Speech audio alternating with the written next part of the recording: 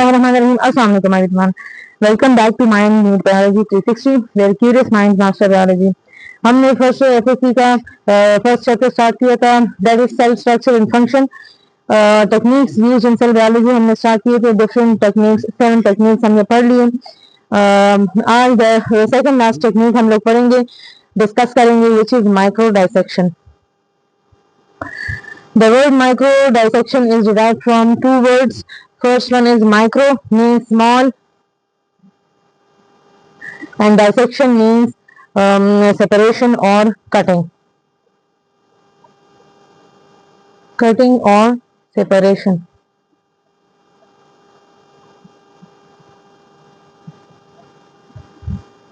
तो इस लिहाज से इसकी मीनिंग क्या हुई माइक्रो डाइसेक्शन की? To cut small things. ठीक है, तो और स्मॉल थिंग्स हम लोग कैसे नेकेड आई से तो कट नहीं कर सकते, तो माइक्रोस्कोप के अंदर ही हम कट करेंगे. तो इसका ये बना के to cut small things under the microscope. Proper definition की तरफ आते हैं.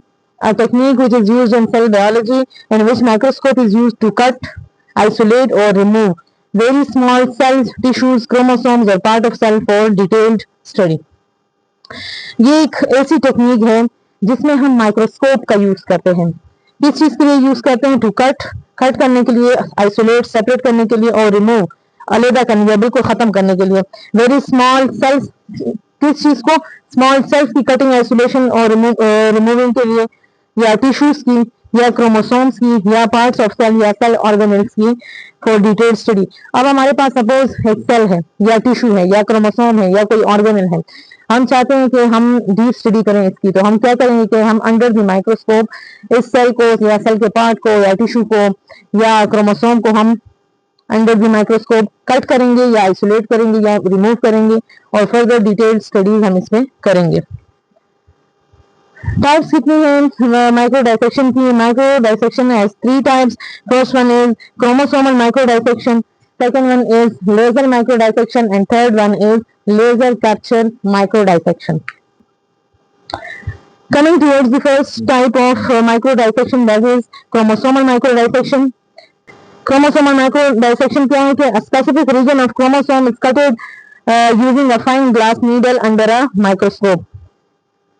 माइक्रोस्कोप के अंदर हम क्या करेंगे कि एक क्रोमोसोम का एक स्पेसिफिक या एक खास रीजन हम कट करेंगे using a fine glass needle. एक बहुत छोटा सा ग्लास या शीशे का नीडल होता है, या सुई टाइप होती है, जिसको माइक्रो नीडल कहते हैं. Micro needle, fine glass needle को माइक्रो नीडल भी कहते हैं. तो क्या हमने पढ़ा? क्रोमोसोमल माइक्रो डाइसेक्शन क्या है कि इस माइक्रो डाइसेक्शन में क्रोमोसोम को हम डाइसेक्ट करते हैं, ठीक है, अंडर दी माइक्रोस्कोप. अच्छा, प्रोसीजर मैंने इधर आपको डायग्राम के जरिए मैं समझाती हूँ आपको. ये प्रोसीजर इसका क्या होता है कि हम सेल लेते हैं एक, ठीक है, सेल भी वो सेल जो कि मेटाफेज स्टेज पर हो. ठीक है, मेटाफेज स्टेज पर हम सेल क्यों लेंगे? क्योंकि इस स्टेज पर जो सेल होता है उसमें क्रोमोसोम्स विजिबल होते हैं और मोर कंडेंस्ड होते हैं, हमें इजीली अंडर द माइक्रोस्कोप नजर आ सकते हैं. क्रोमोसोम लेंगे इसके न्यूक्लियस से, इस सेल के, और इसे एक ग्लास स्लाइड पर प्लेस कर लेंगे, यानी रख देंगे. ये ग्लास स्लाइड है जिस पर हम क्रोमोसोम रखेंगे, ठीक है. और हमारे पास ये सब हमारे पास एक होता है, एक नीडल टाइप एक स्ट्रक्चर होता है, जो कि जैसा हमारे पास आम नीडल होती है ना, इस तरह स्मॉल सी नीडल होती है जिसको माइक्रो नीडल बोलते हैं. उससे हम क्या करेंगे?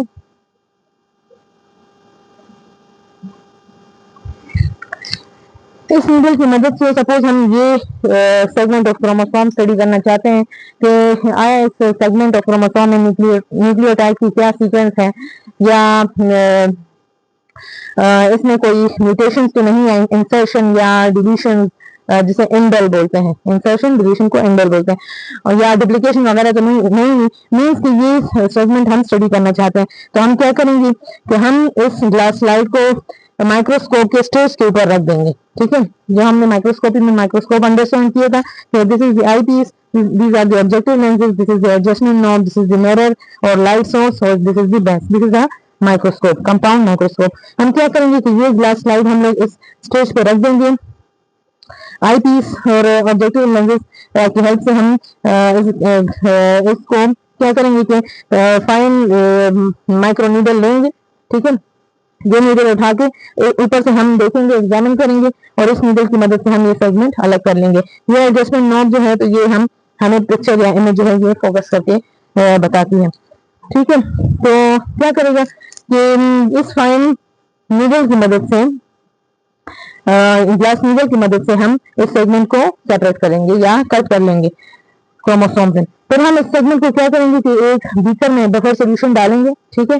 और बफर सोल्यूशन एक ऐसा सोल्यूशन होता है जो कि अपना पीएच मेंटेन रख सकता है, ठीक है। अगर कोई एसिड या बेस या कोई भी चीज उसमें डालें तो उसमें ये क्वालिटी होती है कि अपना पीएच मेंटेन रख सकता है। तो हम इस सेगमेंट को बफर सोल्यूशन में डालेंगे ताकि ये स्पॉइल या खराब ना हो जाए। तो फर्दर स्टडीज हम फिर ये यूज करते हैं। तो ये जो है ये क्रोमोसोमल माइक्रो डाइसेक्शन की सारी प्रोसीजर है।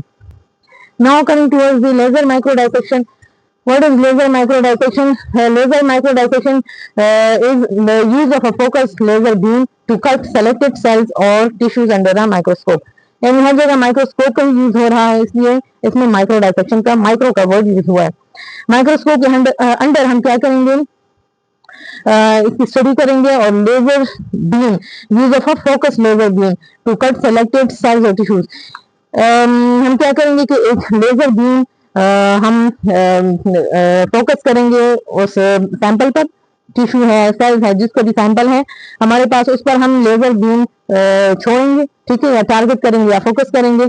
और इसकी मदद से हम क्या करेंगे कि हमारे पास एक डिस्प्ले या कंप्यूटर होता है और फिर इस पर हम इसकी आइसोलेशन कर सकते हैं। अगर आपको इसकी क्लियर समझ नहीं है तो ये डायग्राम मैंने ड्रॉ किया है ये सारा, तो इससे आपको समझ आ सकेगी। फर्स्ट ऑफ ऑल हमारे पास यहाँ पे कंप्यूटर होता है, ठीक है, या डिस्प्ले होता है जिससे हम ये सारा प्रोसेस देख सकते हैं। अच्छा, लेजर टेक्निक जो है ये कंप्यूटर ऑपरेटेड लेजर टेक्निक है। इसमें कंप्यूटर यूज होता है या डिजिटल डिस्प्ले हमारे पास यूज होता है। फर्स्ट ऑफ ऑल हम क्या करते हैं कि ये कंप्यूटर जो है ये इसको ऑन करते हैं। हमारे पास यहाँ पे एक ग्लास स्लाइड होता है, ठीक है, इसी तरह जैसे हमने इस टेक्निक में यूज किया था। ग्लास स्लाइड होता है जिसपे हम टिश्यूज या सेल्स रख देते हैं। हमारे पास जो टिश्यू सैंपल है ये हमने सपोज रखा, ठीक है। इसमें ये ब्लू और ये सारे सेल्स हैं। सपोज ये जो ग्रीन एरिया है, जो सेल्स मैंने ग्रीन कलर के बनाए हुए हैं, सपोज ये पार्ट हम रिमूव करना चाहते हैं। तो हम क्या करेंगे कि हम इस डिस्प्ले या कंप्यूटर को के साथ लेजर कनेक्ट कर लेंगे, ठीक है। इस लेजर के आगे जो डिवाइस होती है, इसको जो हमने डिवाइस या लेंस रखा होता है ऑब्जेक्टिव लेंस कहते हैं। इधर से हम लेजर बीम टारगेट करते हैं टुवर्ड्स दी ऑब्जेक्टिव लेंस और यहाँ से फिर एक मिरर, एक मूवेबल मिरर होता है, ग्लास मिरर, जिससे ऑब्जेक्टिव लेंस से लेजर बीम आती है, मिरर पर पड़ती है और इसी तरह इस मिरर से आगे जाकर ग्लास स्लाइड पर पड़ती है। हम ये सारा जो टिश्यू है ये हमें इस डिस्प्ले पर नजर आ रहा होता है। हम एक पिन की मदद से, एक स्मॉल नीडल लाइक स्ट्रक्चर होता है जिसे पिन बोलते हैं, हम इसकी मदद से जो पार्ट हम रिमूव करना चाहें हम उसे इंसर्कल कर लेते हैं। जैसे ही हमने ये इंसर्कल किया तो इस कंप्यूटर ने थ्रू लेजर इस सैंपल तक ये मैसेज कन्वे किया, या इस लेजर को ये मैसेज कन्वे किया कि ये पार्ट हम रिमूव करना चाहते हैं। तो जैसे ही मैसेज सिग्नल जाता है तो इधर से ये पार्ट जो होता है ये सेपरेट या कट हो जाता है। और फिर हम उसी तरह इस सैंपल को कलेक्ट कर लेते हैं, जिसमें ये सेल्स के सैंपल को हम कलेक्ट करके इसी तरह बफर सोल्यूशन में प्लेस कर लेते हैं फॉर फर्दर स्टडीज या एनालिसिस, ठीक है। अच्छा, ये तो था लेजर माइक्रो डाइसेक्शन। अब लेजर कैप्चर माइक्रो डाइसेक्शन क्या है? Use of a laser under a microscope to cut cells or part of a cell and to adhere with a thermoplastic film or capture for further analysis. Laser और laser capture micro dissection में फर्क सिर्फ एक है। इसमें क्या difference है? Difference इसमें ये है कि यहाँ पे सैंपल हम सेपरेट करके बफर सोल्यूशन में प्लेस करके फर्दर स्टडीज के लिए यूज कर लेते हैं। और यहाँ पे फिर क्या होता है कि यहाँ पे सपोज हमने यहाँ पे ये सेल्फ सेपरेट किए या टिश्यू हमने सेपरेट किया, इसको हम हमारे पास इसी स्लाइड में एक फिल्म लगी होती है जिसे थर्मोप्लास्टिक फिल्म बोलते हैं, बहुत ही माइन्यूट सा एक प्लास्टिक फिल्म या लेयर होती है जिसको हम थर्मोप्लास्टिक फिल्म बोलते हैं। तो इस पे ये जो कटेड पार्ट है ये इधर एडहेयर हो जाता है, कटेड पार्ट इधर एडहेयर हो जाता है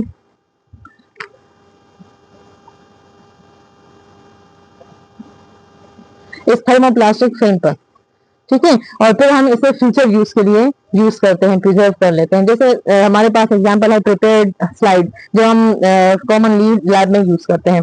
इस तरह सपोज हमारे पास अगर कोई सेल ऑर्गेनेल है, माइटोकॉन्ड्रिया या ईआर या गोल्गी अपरेटस या जो भी है, सपोज हमारे पास एक ऑर्गेनल है, इसका प्रिपेयर्ड स्लाइड है, तो वो प्रिपेयर्ड स्लाइड जो हमें पहले से जो तैयार शुदा स्लाइड मिलते हैं वो कहाँ से मिलते हैं, वो लेजर कैप्चर माइक्रो डाइसेक्शन से मिलते हैं। तो ये सारा प्रोसीजर था लेजर कैप्चर माइक्रो डाइसेक्शन का। Now what are the advantages and disadvantages of micro dissection? Advantages की तरफ आते हैं कि हाई प्रिसीजन, यानी ये जो सेल या टिश्यू या क्रोमोसोम वगैरह जो हम सेपरेट करते हैं, जो आइसोलेट करते हैं, जो कट करते हैं, तो वो बहुत प्रिसाइजली हमें सेपरेट करके या डाइसेक्ट करके हमें देता है। सेकंड क्या है इसकी एडवांटेज, प्योर सैंपल्स, यानी हमें प्योर सैंपल्स ऑब्टेन होते हैं, जो सराउंडिंग टिश्यूज होते हैं वो कॉन्टामिनेटेड उसमें नहीं होते। सपोज हमारे पास जो हमने ये हमें सपोज अगर ये इस एरिया के सेल्स चाहिए थे तो हमें यही सेल्स मिले, जो सराउंडिंग जो टिश्यूज या सेल्स थे ये कॉन्टामिनेट नहीं हुए। Molecular analysis is suitable for DNA, RNA and protein etcetera, ठीक है। डीएनए, आरएनए और प्रोटीन्स के एनालिसिस और सेपरेशन के लिए ये काम आता है। डिजीज डायग्नोसिस, इससे हम बहुत सारी डिजीजेस डायग्नोस कर सकते हैं। सपोज स्पेशली हमारे पास जो कैंसर है, कैंसर हम डिटेक्ट या डायग्नोस कर सकते हैं। इसके अलावा जो पैथोजेंस वगैरह ये हम डायग्नोस कर सकते हैं, पैथोलॉजी में काम आता है। जेनेटिक रिसर्च, सपोज हमारे पास जो जेनेटिक म्यूटेशंस हैं, ठीक है, म्यूटेशंस या जो हमारे पास जीन मैपिंग वगैरह, यानी जेनेटिक रिसर्च में जितनी भी सारी रिसर्चेज है इसमें काम आता है। मिनिमल डैमेज, यानी जो हमारे पास जो लेजर टेक्निक है माइक्रो डाइसेक्शन की, तो इससे जो टिश्यूज या फिजिकल जो डैमेज होता है वो बहुत कम होता है। सपोज हमारे पास पहले ओपन सर्जरीज बहुत ज्यादा होती थी, सपोज गॉल ब्लैडर स्टोन है या किडनी स्टोन वगैरह, ये बहुत ज्यादा ओपन होती थी पहले। अब जब लेजर टेक्नोलॉजी आई है, ठीक है, तो इससे जो ओपन सर्जरीज में क्या होता था कि टिश्यूज या फिजिकल डैमेज बहुत ज्यादा होता था, ठीक है। सपोज किसी की बेली है तो उसके ऊपर बहुत ज्यादा बड़ा कट लग जाता था, स्टिचेस वगैरह बहुत आती थी। लेजर टेक्नोलॉजी से जो स्टिचेस वगैरह हैं ये भी बिल्कुल ना होने के बराबर आती हैं और मिनिमल डैमेज होता है। अच्छा, डिसएडवांटेजेस क्या है? डिसएडवांटेज ये है कि एक्सपेंसिव इक्विपमेंट रिक्वायर होता है, जो हमारे पास जो ऑपरेटर या इक्विपमेंट होता है वो बहुत ज्यादा एक्सपेंसिव होता है। नीड स्किल्ड ऑपरेटर, एक खास यानी ट्रेनर, एक ट्रेंड जो हमारे पास एक्सपेरिमेंटर है वही ये प्रोसेस या ये टेक्निक परफॉर्म कर सकता है। थर्ड वन क्या है? टाइम कंज्यूमिंग है। सेल्स, टिश्यूज, क्रोमोसोम वगैरह, डीएनए वगैरह आइसोलेट करने के लिए बहुत ज्यादा टाइम लग सकता है, ठीक है। ट्रायल और एरर अगर कोई बार बार करे या अगर बहुत ज्यादा एक्सपर्ट एक वो है एक्सपेरिमेंटर है तो भी टाइम कंज्यूमिंग है, टाइम लगता है। रिस्क ऑफ सैंपल डैमेज, जो हमारे पास टिश्यू या सेल या जो भी है अगर उसे केयरफुली हैंडल न किया जाए तो ये सैंपल जो है ये डैमेज हो सकता है। Not available in all labs, तमाम लैब्स में या लेबोरेटरीज में ये अवेलेबल नहीं है क्योंकि ये बहुत एक्सपेंसिव टेक्निक है और इसके जो इक्विपमेंट जो यूज होता है ये बहुत ज्यादा एक्सपेंसिव होता है। This was all about the today's lecture in which we studied about micro dissection. Micro dissection term is derived from two words. Micro is for small, dissection is for cutting or separation. A technique in which microscope is used to cut, isolate or remove very small cells, tissues, chromosome or part of cell for detailed study. Microscope के अंदर हम किसी cell, tissue, chromosome वगैरह को cut या isolate या remove करते हैं फॉर डिटेल स्टडीज। फिर हमने पढ़ा कि 2 टाइप्स होती हैं, क्रोमोसोमल माइक्रो डाइसेक्शन है, दूसरा laser micro dissection, third one है लेजर कैप्चर माइक्रो डाइसेक्शन। अच्छा, क्रोमोसोमल माइक्रो डाइसेक्शन में क्या है कि हम एक फाइन ग्लास नीडल या एक माइक्रो नीडल का यूज करते हैं। उस नीडल की मदद से हम क्रोमोसोम का जो भी सेगमेंट हमें चाहिए फॉर फर्दर स्टडी वो हम सेपरेट करते हैं अंडर द माइक्रोस्कोप और फिर फ्यूचर यूज के लिए ये हम प्रिजर्व कर लेते हैं under the in the buffer solution. So second is laser micro dissection. ये computer operated laser micro dissection है। इसमें हमारे पास कंप्यूटर के साथ लेजर कनेक्ट होता है, जो कि फिर आगे ग्लास लाइट के साथ कनेक्ट होता है। इनके बीच में ऑब्जेक्टिव लेंस और मिरर लगे हुए होते हैं।